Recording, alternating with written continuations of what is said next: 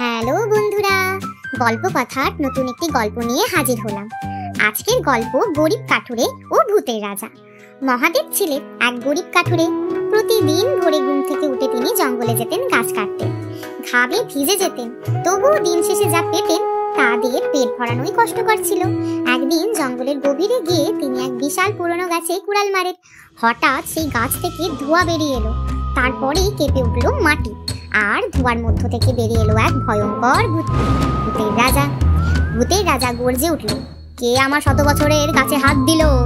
মহাদেব ভয়ে কাঁপতে কাঁপতে বললেন, আমি গরিব কাঠুরে মহাদেব, গাছটা যে আপনার তা জানতাম না, ভুল হয়ে গেছে, দয়া করে ক্ষমা করে দিন। ভূতের রাজা কিছুক্ষণ চুপ করে থেকে হেসে উঠলেন। তিনি বললেন, তুই সৎভাবে সত্য কথা বলেছিস, তাই আমি খুশি। এই নে জাদুর থলে, যা রাখবি শেষ হবে না।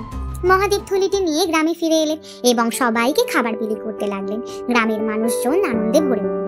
তাহলে বন্ধুরা, দেখলে তো, সত্যবাদিতা আর দয়া সবসময় পুরস্কৃত হয়। আর আজকের গল্পটি ভালো লাগলে লাইক, শেয়ার ও কমেন্ট করতে ভুলো না যেন।